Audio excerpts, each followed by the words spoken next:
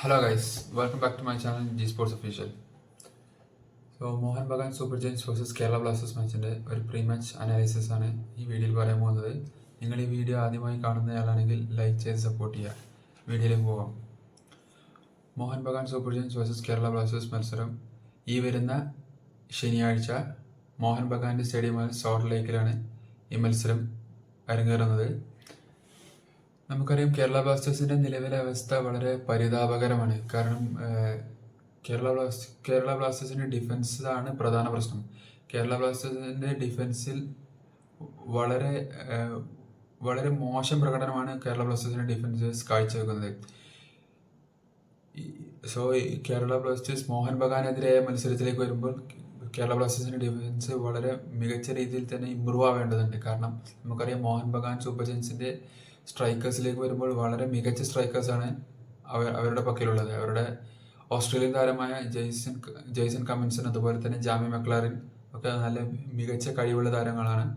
മാത്രമല്ല ചെറിയ അവസരങ്ങൾ വരെ മുതലാക്കാൻ കഴിവുള്ള രണ്ട് താരങ്ങളാണ് ജാമി മക്ലാറിനും അതുപോലെ തന്നെ ജെയ്സൺ കമ്മിൻസണും.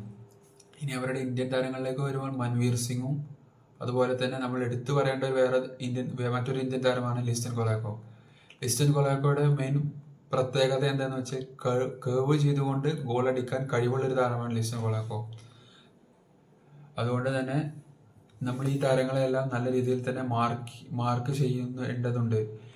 നമ്മൾ ഈ താരങ്ങളെ എങ്ങനെയാണോ ഈ താരങ്ങളെ നമ്മുടെ ഡിഫൻഡേഴ്സ് മാർക്ക് ചെയ്യുന്നത് എന്നതിനനുസരിച്ചിരിക്കും നമ്മളുടെ ഈ മാച്ചിലെ വിജയപരാജയം. ഇനി Mohan Bagan super giants versus Kerala ബ്ലാസ്റ്റേഴ്സിന്റെ ഗോൾ കൺസിഡറേഷനും അതുപോലെ തന്നെ ഗോൾ സ്കോറും നമുക്ക് നോക്കാം. മോഹൻ ബഗാൻ സൂപ്പർ ജയൻസ് 19 ഗോളാണ് സ്കോർ ചെയ്തിട്ടുള്ളത്. അതുപോലെ തന്നെ 8 ഗോൾ മാത്രമേ അവർ ഈ സീസണിൽ വഴങ്ങിയിട്ടുള്ളൂ. 19 ഗോൾ അടിച്ചപ്പോൾ 8 ഗോൾ മാത്രമേ ഈ സീസണിൽ വഴങ്ങിയിട്ടുള്ളൂ. കേരള ബ്ലാസ്റ്റേഴ്സിന്റെ കേസിലേക്ക് വരുമ്പോൾ 17 ഗോളാണ് ആകെ ഈ സീസണിൽ അടിച്ചിട്ടുള്ളത്. 21 ഗോൾ വഴങ്ങുകയും ചെയ്തിട്ടുണ്ട്. നമ്മൾ ഗോൾ വഴങ്ങുന്ന കാര്യത്തിൽ വളരെ ഒരു പുവർ പെർഫോമൻസ് ആണ് നമ്മൾ ഗോൾ വഴങ്ങുന്ന കാര്യത്തിൽ നമ്മൾ കാണിക്കുന്നത്. മോഹൻ ബഗാൻ ആകട്ടെ ഗോൾ വഴങ്ങുന്ന കാര്യത്തിൽ വളരെ പിശുക്കിയാണ് അവരുടെ വളരെ പിശുക്കിയുള്ള രീതിയിലാണ് അവർ ഗോളുകൾ വഴങ്ങുന്നത്. എന്ന് വെച്ചാൽ കേരള ബ്ലാസ്റ്റേഴ്സിലേറെ കുറച്ച് ഗോളുകൾ കേരള ബ്ലാസ്റ്റേഴ്സിനെ കമ്പയർ ചെയ്യുമ്പോൾ വളരെ കുറച്ച് ഗോളുകൾ മാത്രമേ അവർ കൺസീഡ് ചെയ്തിട്ടുള്ളൂ. ഇനി കേരള ബ്ലാസ്റ്റേഴ്സിന്റെ 11ലേക്ക് വരാം. ഈ മത്സരത്തിൽ മോഹൻ ബഗാൻ സൂപ്പർ ജയൻസിനെതിരെയുള്ള മത്സരത്തിൽ കേരള ബ്ലാസ്റ്റേഴ്സിന്റെ ഹെഡ് കോച്ച് മിക്കായൽ സാറെ പതിവ് ഫോർമേഷനായ 4-3-3 ഫോർമേഷൻ തന്നെയായിരിക്കും ഈ മത്സരത്തിൽ കേരള ബ്ലാസ്റ്റേഴ്സിനെ അണിനിരക്കുവാൻ പോകുന്നത്. 4-3-3 ഫോർമേഷനിൽ ഗോൾ കീപ്പറായി സച്ചിൻ സുരേഷ്. നമുക്കറിയാം സച്ചിൻ സുരേഷിന്റെ ഭാഗത്തു നിന്നും നിരവധി മിസ്റ്റേക്കുകൾ കണ്ടുവരുന്നുണ്ട്. അടുത്ത മത്സരത്തിലേക്ക് വരുമ്പോൾ അദ്ദേഹം ആ മിസ്റ്റേക്കൊക്കെ ക്ലിയർ ചെയ്ത് നല്ല രീതിയിൽ തന്നെ ഇമ്പ്രൂവ് ആവുമെന്ന് നമുക്ക് പ്രതീക്ഷിക്കാം. ഇനി 4-3-3 ഫോർമേഷനിൽ ലെഫ്റ്റ് ബാക്കായി നവോച്ച സിംഗ്. നമുക്കറിയാം നവോച്ച സിംഗ് വളരെ മികച്ച പ്രകടനമാണ് കാഴ്ചവെച്ചുകൊണ്ടിരിക്കുന്നത്. എനിക്ക് തോന്നുന്നു എല്ലാ മത്സരത്തിലും ഒരേ രീതിയിലുള്ള പ്രകടനമാണ് നവോച്ച സിംഗിന്റെ ഭാഗത്തു നിന്നും നമുക്ക് കാണാൻ സാധിക്കുന്നത്. ഇനി സെന്റർ ബാക്കിലേക്ക് വരുമ്പോൾ Indian experience centre back Pritam Kottar. നമുക്കറിയാം മുൻ സീസണുകളിലൊക്കെ പ്രീതം കോട്ടാൽ മോഹൻ ബഗാൻ സൂപ്പർ ജയൻസിന്റെ താരമായിരുന്നു. എനിക്ക് തോന്നുന്നു ഒരുപക്ഷെ മോഹൻ ബഗാൻ സൂപ്പർ ജയൻസിന്റെ താരങ്ങളെയൊക്കെ മനസ്സിലാക്കി പെർഫോമൻസ് ചെയ്യാൻ കഴിവുള്ള ഒരു താരം, അല്ലെങ്കിൽ മോഹൻ ബഗാൻ സൂപ്പർ ജയൻസിന്റെ താരങ്ങളെ കളിശൈലിയൊക്കെ മനസ്സിലാക്കാൻ കഴിയുന്ന ഒരു താരം കൂടിയായിരിക്കും പ്രീതം കോട്ടാൽ എന്നാണ് എനിക്ക് തോന്നുന്നത്. ഇനി റൈറ്റ് ബാക്കിലേക്ക് വരുമ്പോൾ പ്രബീർ ദാസ്. നമുക്കറിയാം കഴിഞ്ഞ മത്സരത്തിൽ സന്ദീപ് സിംഗിനെ പകരക്കാരനായി സബ്സ്റ്റിറ്റ്യൂട്ട് ആയിട്ടായിരുന്നു പ്രബീർ ദാസ് ഇറങ്ങിയത്. പ്രബീർ ദാസ് സബ്സ്റ്റിറ്റ്യൂട്ട് ഇറങ്ങിയപ്പോൾ തന്നെ വളരെ മികച്ച മുന്നേറ്റങ്ങളാണ് പ്രബീർ ദാസ് സൃഷ്ടിച്ചത്.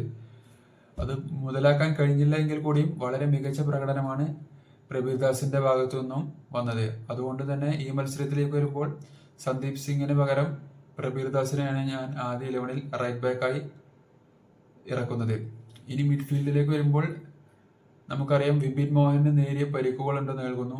അതുകൊണ്ട് തന്നെ അദ്ദേഹത്തിന്റെ പരിക്ക് എത്രത്തോളം സീരിയസ് ആണ് എന്നൊന്നും ഇതുവരെ റിപ്പോർട്ട് വന്നിട്ടില്ല. എനിക്ക് തോന്നുന്നു വിപിൻ മോഹൻ പരിക്കായ ഈ സാഹചര്യത്തിൽ ഫ്രെഡി തന്നെയായിരിക്കും വിപിൻ മോഹന് പകരം ഡിഫൻസീവ് മിഡ്ഫീൽഡറായി ഇറങ്ങുക. അതുപോലെ തന്നെ സെൻട്രൽ മിഡ്ഫീൽഡറായി ഡാനിഷ് ഫാറൂഖും അറ്റാക്കിംഗ് മിഡ്ഫീൽഡറായി ഉറുഗ്വൻ താരമായ അഡ്രിയ ലൂണയുമായിരിക്കും ഇറങ്ങുക. ഇനി ലെഫ്റ്റ് വിങ്ങിലേക്ക് വരുമ്പോൾ ദ മൊറോക്കൻ ഈഗിൾ എന്നറിയപ്പെടുന്ന നോഹ സദോയും അതുപോലെ തന്നെ റൈറ്റ് വിങ്ങിൽ ഒരുപക്ഷെ രാഹുൽ കെപിക്ക് പകരം കോറോ സിംഗ് ആയിരിക്കും ആദ്യ 11-ൽ സ്ഥാനം പിടിക്കുക. ഞാനിവിടെ കോറോ സിംഗിനെയാണ് രാഹുൽ കെപിക്ക് പകരം പ്ലേസ് ചെയ്യുന്നത്. ഇനി സെൻട്രൽ ഫോർവേഡിലേക്ക് വരുമ്പോൾ കേരള ബ്ലാസ്റ്റേഴ്സിന്റെ സ്പാനിഷ് താരം ജീസസ് ജിമിനസുമായിരിക്കും ആദ്യ 11-ൽ ഇറങ്ങുക. ഇനി ഒരു പക്ഷേ ജീസസ് ജിമിനസിന് പകരം ക്വാമി പെപ്രയെ ആദ്യ 11-ൽ പരീക്ഷിക്കുവാനുള്ള സാധ്യതയുമുണ്ട്. അതിനേക്കാളും നല്ലത് ഒരു സബ്സ്റ്റിറ്റ്യൂട്ടായി വന്നാൽ വളരെ ഒരു ഇമ്പാക്റ്റ് ഉണ്ടാക്കുവാൻ കഴിയുന്ന ഒരു താരമാണ് ജീസസ് ജിമിനസ്. വളരെ മികച്ച ഗോളുകൾ നേടാൻ കഴിവുള്ള ഒരു താരം കൂടിയാണ് ജീസസ് ജിമിനസ്.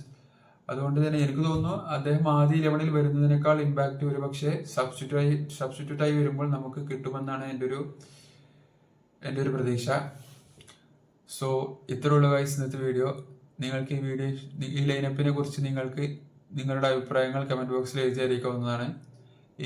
ഈ ലൈനപ്പിൽ നിങ്ങൾ കണ്ട മാറ്റങ്ങൾ എന്തൊക്കെയാണെന്ന് കമന്റ് ബോക്സിൽ എഴുതി അറിയിക്കുക.